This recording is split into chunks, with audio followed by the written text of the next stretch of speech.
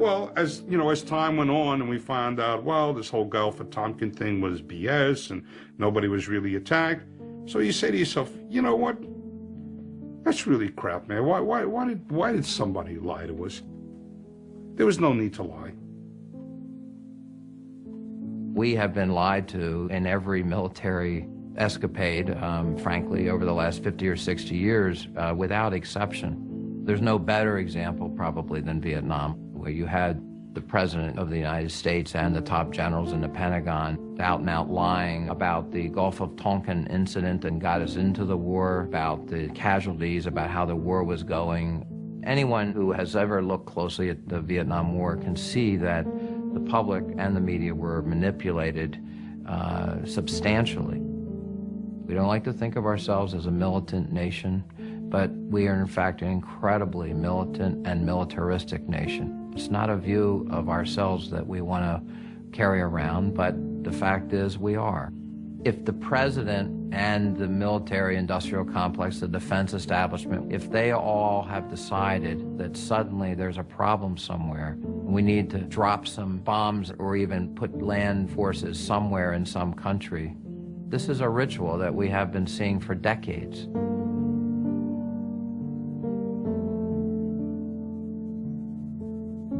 We've toppled governments, we've done coups d'etats, we've used intelligence services for covert purposes and done horrible things around the world, and we have put up with the most heinous human rights abusing countries. We have propped them up, we've even trained them how to commit human rights abuses.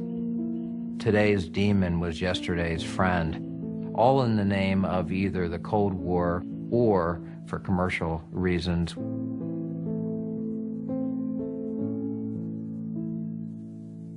It's basically economic colonialism. No one uses the colonialism word, but instead of just taking over the countries, we have a better way. We just go in and have free markets. Whether we're trying to sell our products to their citizens or we're trying to mine their resources, we need to be in that country for some reason, and therefore we're going to talk about free markets, free trade. But what's really going on is we want our companies to get rich in your country. There she is. That's what all the fuss is about, oil.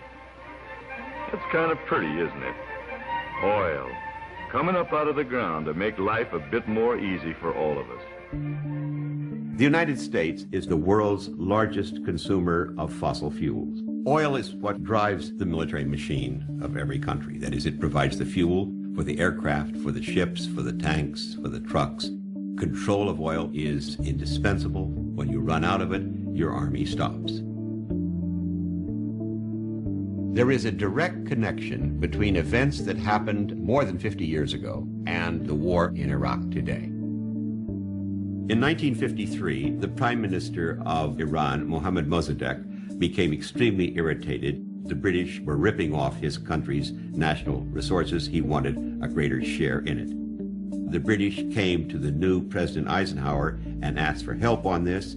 Eisenhower very conveniently declared Mossadegh to be a communist, and we then sent the CIA to overthrow him. 3 days of bloody rioting culminating in a military coup. The result was we brought the Shah to power, and he created an extremely repressive regime that within 20 years had led to a revolution against him.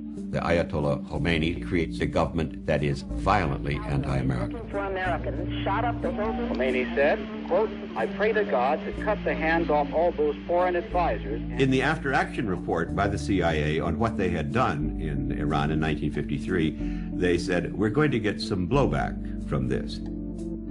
We then made a puppet out of Saddam Hussein in Iraq, who was a friend of ours. He was an asset in the CIA's computers. We did so because he was anti-Iranian. He was very fearful that the revolution in Iran would spread into his country. He therefore went to war with Iran. The war was extremely bloody, went on throughout the 1980s. Unfortunately for Saddam Hussein, he began to lose the war.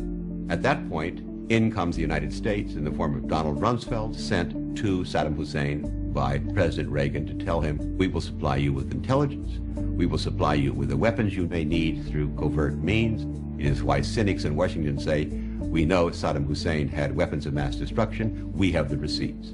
This is what we mean by blowback. He remained a friend of ours right up to his invasion in the summer of 1990 of Kuwait.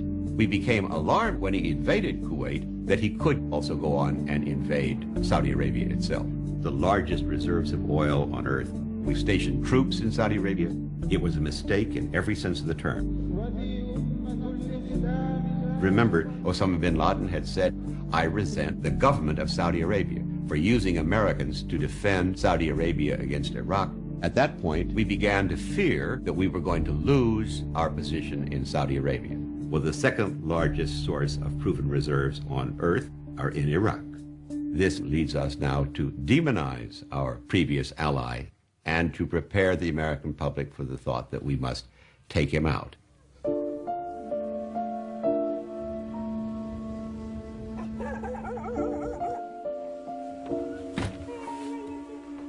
I'm retired Air Force Lieutenant Colonel, retired from the military after 20 years.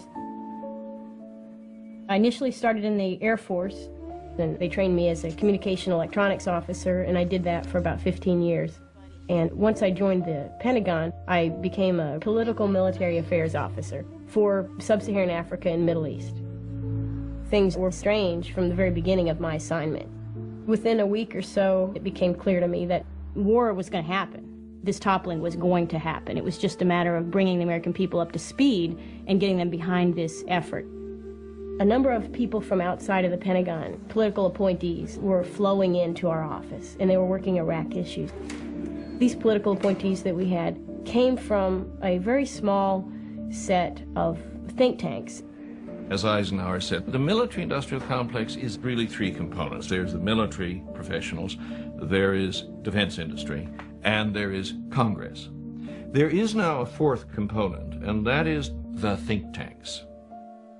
You know, one of the little-known secrets of Washington is that policy isn't really generated very much within the policy apparatus. A great number of the ideas come from outside the government, from various think tanks, like the Project for the New American Century. Saddam Hussein, here's the man, here he is in his box. I wouldn't exaggerate the influence of the Project for the New American Century. It's a very small think tank, but in some respects we argued for, I suppose you might say, elements of the Bush Doctrine before the Bush Doctrine existed or before George W. Bush became president. The group included principals like Rumsfeld, but it also included a large number of people more or less unknown to the American public. And these people all know each other. They had all worked together before the Bush administration. I used to write speeches for Don Rumsfeld in the Pentagon, and we came up with this phrase that weakness is provocative, strength deters. Our report on rebuilding America's defenses said even before September 11th, the defense budget was too low. It looked ahead to the kinds of wars that we've now ended up fighting in Afghanistan and in Iraq. What think tanks do is come up with new rationalizations and new threats. That's what they're paid to do. Iraq under Saddam Hussein was a terrorist state. I think Iran is a terrorist state. North Korea is a very special problem. They can build nuclear weapons, and they're perfectly capable of exporting them, and we cannot allow that. These are states that not only host, but in a way fund international terrorism, encourage international terrorism. They have to be eliminated. This was almost completely adopted by the administration, in part because the people who wrote this had all been brought into the administration. We must prevent the terrorists and regimes who seek chemical, biological, or nuclear weapons from threatening the United States. It is not at all accidental that when the President names our enemies in the 2002 State of the Union message in the Axis of Evil, that it includes Iraq, Iran, and North Korea. So in a real way, we have this new phenomenon where think tanks are now an integral part of what we used to think of as the military-industrial complex.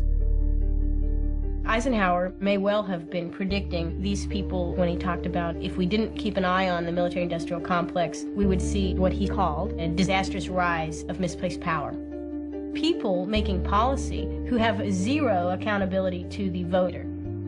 So throughout the summer, something was operating in the Pentagon that was unique. In August of 2002, it was announced to us that all of those folks that had come in and made up this expanded Iraq desk would be called the Office of Special Plans. The Office of Special Plans was created in the Rumsfeld Department of Defense in order to produce the intelligence that the President and the Vice President wanted, making an enemy out of Iraq. Open chair over here, General. The Office of Special Plans had one primary job, and that was to produce a set of talking points on the topic of Iraq, WMD, and terrorism.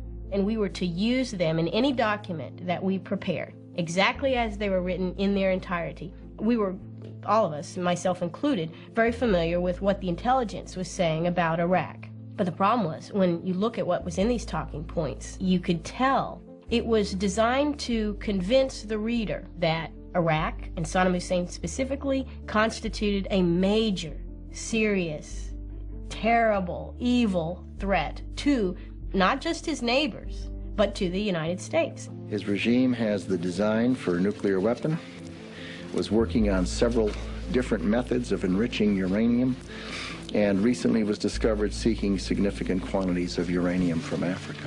And that would be the statement. He's actively seeking it, and this means that he's a danger. But the intelligence actually said that Saddam Hussein in the 80s, in the late 80s, actively sought fissionable materials in Africa.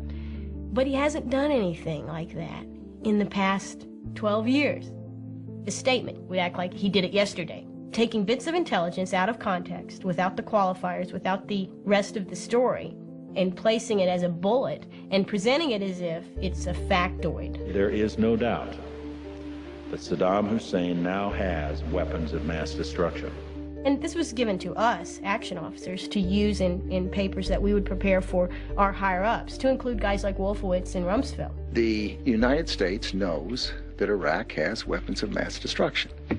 The UK knows that they have weapons of mass destruction. Any country on the face of the earth with an active intelligence program knows that Iraq has weapons of mass destruction. These guys were manipulating public opinion, okay, creating falsehoods and fantasies to inspire fear in the American people so that they could have their war. The President of the United States. If war is forced upon us, we will fight with the full force and might of the United States military, and we will prevail.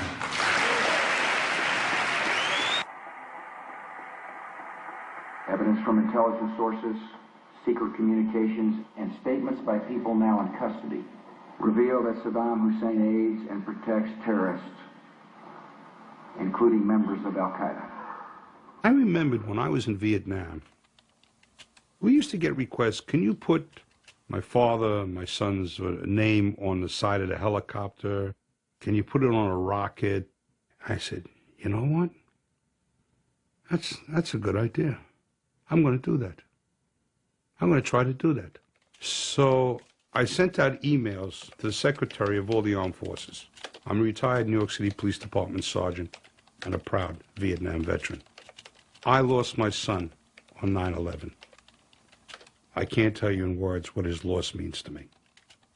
I would respectfully request if you could put his name on some piece of armament in the Iraq war. You know, we haven't caught bin Laden, but, you know, let's do something here. Who was responsible? Come on, let's hit him. Iraq was responsible. Good, let's go. You say Iraq? Let's go. Let's get in there. Let's kick the hell out of them. It turns out it's not that hard to get a country to go to war. That even in a country like the United States, where there is